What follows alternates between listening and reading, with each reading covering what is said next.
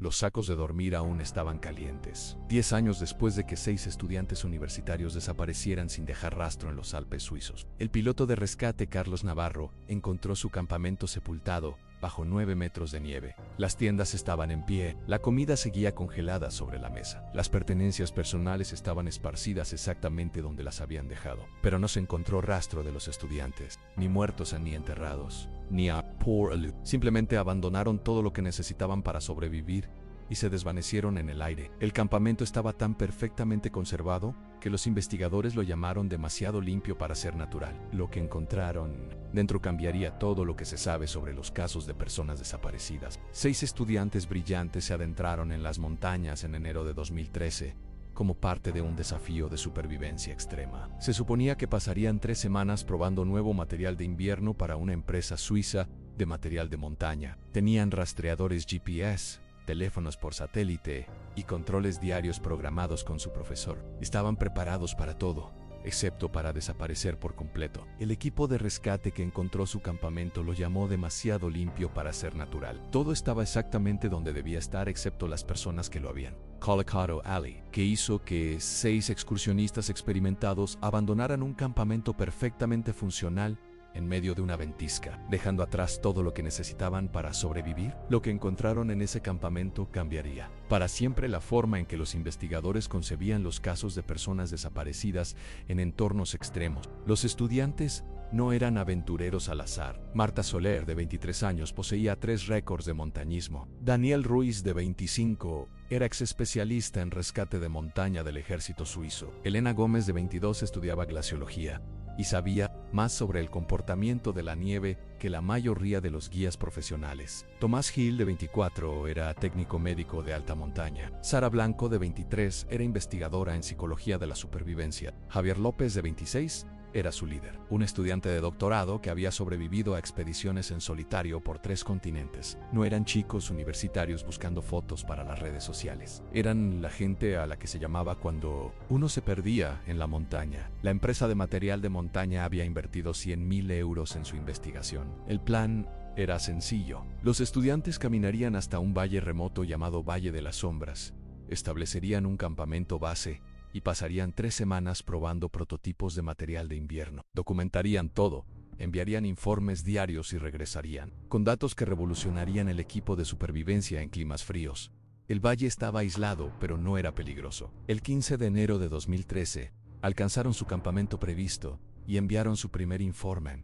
Todo era perfecto. El equipo funcionaba. El tiempo se mantenía y habían encontrado un lugar ideal protegido del viento. La temperatura era de menos 20 grados centígrados, pero sus nuevos sacos de dormir los mantenían calientes. Tenían suficiente comida para un mes y agua fresca de un arroyo cercano. Esa mañana nunca llegó. Cuando el doctor Serrano no recibió su llamada de radio de las 8 de la mañana, esperó 1 hora e intentó de nuevo nada al mediodía. Contactó con el Servicio Suizo de Rescate Alpino. Por la tarde, los helicópteros ya buscaban en el valle. La tormenta que azotó esa noche fue peor de lo que el servicio meteorológico había predicho. Durante 6 días, los equipos de rescate ni siquiera pudieron sobrevolar la zona. Cuando finalmente pudieron, no encontraron nada. La búsqueda duró 4 meses. Equipos de rescate profesionales, helicópteros militares y escaladores voluntarios no encontraron nada. Usaron cámaras térmicas, radares de penetración terrestre y sondas de avalancha. La formación rocosa que Marta había descrito no existía. El arroyo que Javier había mencionado no aparecía en ningún mapa. Las coordenadas GPS que habían transmitido llevaban a un acantilado inaccesible. Las familias nunca dejaron de buscar. Las compañías de seguros finalmente pagaron las indemnizaciones por fallecimiento. La universidad creó una beca conmemorativa. El Servicio Suizo de Rescate Alpino clasificó el caso como desaparición inexplicable con circunstancias inusuales. Pasaron 10 años. El caso se convirtió en una leyenda entre los rescatistas de montaña. Se desarrollaron y probaron nuevas técnicas de búsqueda en el valle. Las imágenes de satélite se analizaron píxel a píxel, nada cambió. Los estudiantes habían desaparecido y nadie sabía por qué. Carlos Navarro llevaba 23 años volando misiones de rescate cuando avistó la tela el 12 de marzo de 2023. Regresaba de una evacuación médica rutinaria cuando algo le llamó la atención. A través de las nubes de tormenta, un pequeño trozo de material rojo era visible a través de la nieve, a unos 24 kilómetros de donde se suponía que debían estar los estudiantes. Volvió para echar un vistazo más de cerca y se dio cuenta de que estaba viendo la esquina de una tienda de campaña. La excavación duró 3 días. Lo que encontraron era imposible. El campamento estaba exactamente como los estudiantes lo habían descrito. La formación rocosa era real. El arroyo fluía bajo la nieve. Las coordenadas GPS eran precisas, pero el campamento estaba sepultado bajo 9 metros de nieve compacta. La conservación era perfecta. Las tiendas seguían en pie, sostenidas por el peso de la nieve. Dentro de la tienda principal, los investigadores encontraron los diarios de los estudiantes, su equipo de radio y sus comidas, exactamente como los habían dejado. Una olla de sopa reposaba en su hornillo de camping, congelada. Sus sacos de dormir estaban dispuestos en círculo. Los objetos personales estaban esparcidos, de forma casual, pero los estudiantes habían desaparecido. No se encontró ni un solo rastro de restos humanos. Sus abrigos de invierno colgaban de ganchos dentro de la tienda. Sus botas estaban alineadas junto a la entrada. Todo lo que necesitaban para sobrevivir estaba allí, pero lo habían dejado todo atrás. La última entrada del diario estaba fechada. El 16 de enero de 2013 Marta había escrito sobre patrones climáticos inusuales y extraños fenómenos acústicos. Describía escuchar voces en el viento y ver luces que no coincidían con ningún patrón meteorológico conocido. Daniel había documentado fallos en el equipo que no tenían sentido. Su termómetro registraba temperaturas que variaban 16 grados en cuestión de minutos. Su brújula giraba aleatoriamente. Su reloj se había parado, pero las manecillas se movían hacia atrás. Las notas de glaciología de Elena eran las más inquietantes. Había medido la profundidad de la nieve en diferentes puntos alrededor del campamento y encontró inconsistencias que violaban las leyes básicas de la física. Nieve que debería haber sido más profunda era superficial. Áreas que deberían haber sido superficiales eran profundas. Los patrones no tenían sentido según la dirección del viento, la temperatura o el terreno. Había escrito una palabra en letras grandes al pie de su última página mal. Tomás había estado tratando al equipo por síntomas que no coincidían con ninguna condición conocida de mal de altura o exposición. Todos experimentaban vértigo, pero solo a horas específicas del día. Tenían el mismo sueño recurrente de caminar por ciudades vacías. Sus frecuencias cardíacas estaban sincronizadas, latiendo a exactamente 72 pulsaciones por minuto sin importar el nivel de actividad. Su formación médica no podía explicar nada de eso. Las observaciones psicológicas de Sara eran igualmente extrañas. En el equipo experimentaba cambios de comportamiento colectivo que no coincidían con ninguna respuesta al estrés conocida. Todos perdían la noción del tiempo de forma idéntica. Empezaban conversaciones y las olvidaban a mitad de frase. Todos dibujaban los mismos símbolos en la nieve sin darse cuenta. Los símbolos no pertenecían a ningún idioma o cultura que ellos conocieran. La última entrada de Javier era una sola frase: vamos a buscar a los demás. Debajo, había dibujado un mapa que mostraba una ruta que se alejaba del campamento hacia un área marcada como pueblo, pero no había ningún pueblo cerca de su ubicación. El mapa mostraba edificios, carreteras y puntos de referencia que no existían. La ruta conducía directamente hacia el acantilado que los equipos de búsqueda habían identificado como intransitable. El equipo forense encontró huellas que se alejaban del campamento en la dirección que Javier había indicado. 6 pares de huellas perfectamente conservadas en la nieve. Las huellas eran claras durante unos 50 metros. Luego, simplemente se detenían, no en el borde de un acantilado, ni en un arroyo, ni en ninguna barrera natural. Simplemente terminaban en medio de terreno abierto, como si los estudiantes hubieran caminado 50 metros y luego se hubieran desvanecido en el aire. La investigación se reabrió de inmediato. Las autoridades suizas trajeron expertos de todo el mundo. Psicólogos estudiaron las entradas del diario, físicos analizaron las lecturas del equipo, antropólogos examinaron los símbolos, intentaron explicar las anomalías climáticas. Ninguno de ellos pudo proporcionar respuestas que tuvieran sentido. El equipo que los estudiantes habían dejado atrás funcionaba perfectamente. Sus radios funcionaban. Sus dispositivos GPS eran precisos. Sus instrumentos meteorológicos daban lecturas normales, pero los datos que habían registrado mientras estaban en el campamento eran imposibles.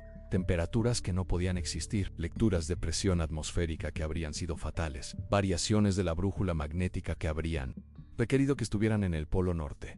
El descubrimiento más inquietante fue la comida. Los estudiantes habían documentado haber comido comidas específicas en días específicos. Su suministro de alimentos debería haberse agotado después de 3 semanas en el campamento, pero cuando los investigadores contaron los suministros restantes, encontraron comida suficiente para que 6 personas sobrevivieran durante 6 meses. Los estudiantes habían estado comiendo, pero de alguna manera la comida no desaparecía. Las porciones que habían consumido seguían allí, exactamente como las habían preparado. Las autoridades suizas clasificaron el caso como desaparición inexplicable con evidencia física anómala. El informe oficial fue sellado por razones de seguridad nacional. A las familias se les dijo que la investigación estaba en curso, pero que no se podía divulgar más información. El campamento fue declarado zona restringida y eliminado de todos los mapas públicos. El doctor Serrano se retiró de la universidad 6 meses después de que se descubriera el campamento. Había pasado 10 años creyendo que sus estudiantes estaban muertos. Encontrar pruebas de que habían sobrevivido semanas más de lo esperado,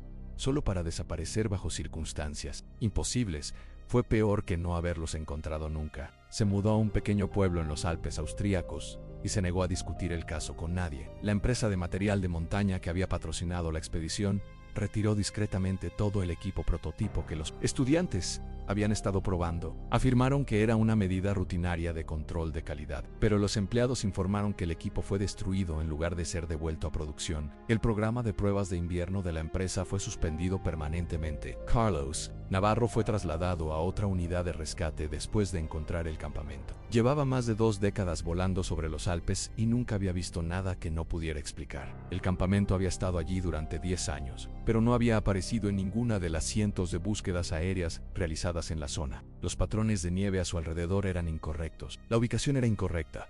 Todo en él era incorrecto. Las familias recibieron los objetos personales encontrados en el campamento, pero muchos de ellos informaron que faltaban cosas. Los padres de Marta dijeron que su diario estaba incompleto. El hermano de Daniel no pudo encontrar una brújula sin la cual Daniel nunca viajaba. La hermana de Elena notó que el equipo de investigación que Elena había mencionado específicamente en su última transmisión de radio no estaba en el campamento. Los estudiantes habían dejado atrás todo lo que necesitaban para sobrevivir, pero se habían llevado objetos específicos que no tenían sentido. El misterio final fue el más inquietante. Cuando los investigadores mapearon cuidadosamente la ubicación exacta del campamento, descubrieron que estaba justo encima del lugar donde los equipos de búsqueda habían concentrado sus esfuerzos. En 2013 el campamento había estado enterrado, exactamente donde cientos de personas lo habían estado buscando. Rescatistas profesionales con décadas de experiencia habían buscado ese mismo lugar repetidamente y no habían encontrado nada. El campamento había estado allí todo el tiempo, pero de alguna manera había sido invisible hasta que Carlos Navarro lo avistó a través de la tormenta. 6 estudiantes se adentraron en los Alpes suizos en 2013 para probar material de supervivencia invernal. Encontraron algo que no debería existir. Documentaron condiciones meteorológicas imposibles, registraron lecturas de equipo que desafiaban la física y dibujaron mapas de lugares que no estaban allí. Sobrevivieron durante semanas en condiciones que deberían haberlos matado en días. Comieron alimentos que de alguna manera nunca disminuían. Dejaron atrás todo lo que necesitaban para vivir y caminaron 50 metros hacia el aire vacío. El campamento sigue allí, sepultado bajo 9 metros de nieve, perfectamente conservado y completamente anómalo. Las autoridades suizas han puesto guardias para mantener a la gente alejada, pero no explican por qué. La investigación está en curso, pero no se ha encontrado nueva evidencia. Los estudiantes siguen desaparecidos y nadie sabe a dónde fueron ni por qué se fueron. Pero la historia no termina ahí. 3 meses después de que se descubriera el campamento, algo más sucedió que hizo que los investigadores se dieran cuenta de que estaban tratando con algo mucho más peligroso que una simple desaparición. Los equipos de rescate de montaña comenzaron a reportar fallos en el equipo en el área alrededor del campamento. Los dispositivos GPS funcionarían mal, las radios captarían transmisiones en idiomas que no existían. Las brújulas girarían salvajemente antes de señalar el punto exacto donde las huellas de los estudiantes habían desaparecido. La primera rescatista en experimentar estos fenómenos fue María Santos, una escaladora veterana con 15 años de experiencia alpina. Realizaba estudios rutinarios de avalanchas cuando su equipo comenzó a comportarse exactamente como los estudiantes habían descrito en sus diarios. Su termómetro mostraba lecturas de temperatura imposibles. Su altímetro afirmaba que estaba a 600 metros más alto de lo que realmente estaba. Su reloj se detuvo y comenzó a moverse hacia atrás. Pero María notó algo que los estudiantes no habían documentado. Los fallos no eran aleatorios, seguían un patrón. El equipo fallaba exactamente a las 3:47 de la tarde hora local. Los fallos duraban exactamente 17 minutos. Durante esos 17 minutos, María escuchó voces que la llamaban por su nombre desde direcciones donde no había nadie. Vio luces moviéndose a través de la nieve que no proyectaban sombras. Sintió el suelo vibrar bajo sus pies en un ritmo que coincidía con los latidos de su corazón. Cuando el equipo de María volvió a la normalidad, encontró huellas en la nieve que no habían estado allí antes. Huellas frescas, hechas en los minutos previos, que se alejaban de su posición, hacia el área donde los estudiantes habían desaparecido. Las huellas eran del tamaño y patrón exactos de las botas de montaña que los estudiantes habían estado usando. Pero las huellas fueron hechas por alguien caminando hacia atrás, como si estuvieran tratando de regresar a donde vinieron. Maria pidió por radio una evacuación inmediata. El helicóptero de rescate que vino a buscarla experimentó los mismos fallos de equipo que ella había descrito. El piloto, Andrés Vidal, vio sus instrumentos enloquecer exactamente a las 3:47 de la tarde. Su GPS le mostraba volando sobre ciudades que no existían. Su radio captaba conversaciones entre personas que afirmaban ser los estudiantes desaparecidos. Las voces eran claras y desesperadas, pidiendo ayuda para encontrar el camino de regreso al campamento. Las conversaciones fueron grabadas automáticamente por el sistema de caja negra del helicóptero. Cuando los investigadores analizaron las grabaciones, encontraron 6 voces distintas que coincidían con los patrones vocales de los estudiantes desaparecidos. Las voces discutían su situación actual, pero nada de lo que decían tenía sentido. Hablaban de caminar por bosques en un área donde no crecían árboles. Describían encontrarse con otras personas que también estaban perdidas, personas que habían desaparecido hacía décadas. Mencionaron ver edificios y carreteras que eran claramente visibles, pero no conducían a ninguna parte. La grabación más inquietante fue la voz de Javier López describiendo su ubicación actual. Dio coordenadas GPS detalladas y descripciones de puntos de referencia que situaban al grupo en 3 países diferentes simultáneamente. Según su descripción,